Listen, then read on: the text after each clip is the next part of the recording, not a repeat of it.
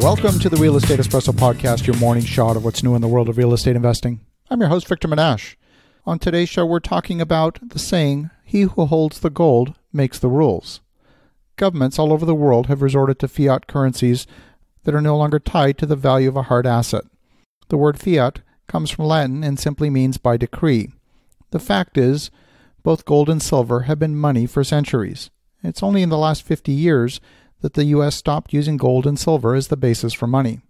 And for a while, it was illegal for U.S. citizens to privately hold gold. There was a shortage of gold to fund the war effort around the Second World War, and the U.S. government didn't want to be competing with private citizens for access to gold reserves. Fortunately, that ban was lifted, and we can now all buy gold coins or bullion. So what is gold worth today? It's a little bit like asking how fast you're going. It all depends on your point of reference. You might be standing perfectly still right now, but the Earth is spinning on its axis, and if you were standing still on the equator, you would actually be traveling roughly at a speed of 1,000 miles an hour. But wait a minute, the planet itself is rotating around the sun once a year. Maybe you're traveling at a much faster rate of 30 kilometers a second, or about 67,000 miles an hour. You get the idea. So what is the value of gold? It depends on your point of reference.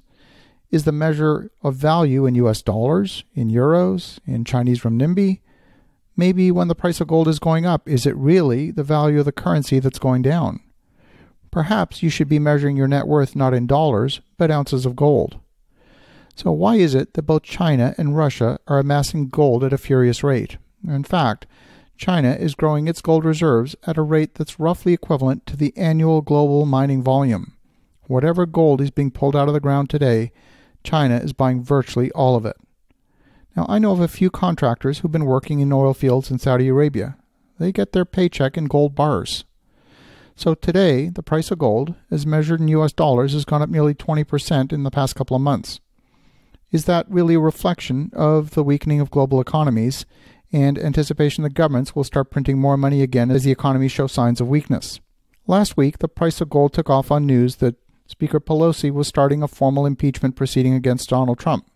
That lifted gold by over $11 in one session and closed the day around $15.33. So why would this affect the price of gold? It's basically a futures bet on what might happen to the value of the US dollar based on various political outcomes. If this sounds like betting on a particular horse winning the Kentucky Derby, you're not too far off. It's futures betting, and where the future value of an asset is predicted by a mathematical model. So why does the price of gold as measured in US dollars fluctuate so wildly? Should the price of gold not be in fact more stable? In the end, gold is a hard asset with intrinsic value. Its value should be very stable over time. It's one of those reference points, but so are other hard assets. That 11-unit apartment building we built last year, it's not going to change in value from week to week based on whether the president sent a controversial message on Twitter or not. It's the same 11-unit building where a 2-bedroom apartment rents for about $1,650 a month. It'll be worth about the same in a year, plus a little bit of appraised value growth as our currency devalues. The rents will increase a bit, and so will the expenses. In 10 years, it'll still be the same 11-unit building, generating strong income and cash flow each and every month. We tend to think of our net worth in dollars, but what if we thought of our net worth in apartments or in ounces of gold? What if we measured our net worth in acres of agricultural land or number of beds of dementia care and assisted living? Each one of these offers a hard intrinsic value based on the underlying physical assets and value in the marketplace. The benefit of holding a hard asset is that devaluation of the currency has 3 effects. It wipes out the purchasing power for those on fixed income, it wipes out savings, and it wipes out debt. I recently watched a movie on the Apollo 11 launch, and a coffee at the Kennedy Space Center back in 1969 cost just 5 cents. Today, a coffee costs about $4.50. That's 90 times more dollars in just 50 years. Now, neglecting the shelf life, if you bought a cup of coffee in 1969 and sold it today for $4.50, you would make about 90 times on your money. The coffee would not be really worth any more today than it was then. Now, if you use someone else's money to buy the coffee in 1969, the growth in price goes completely to the equity side of the equation, since the debt got devalued by that amount. Now, you typically don't borrow money at low interest rates to buy gold, or coffee for that matter, although I suppose you could.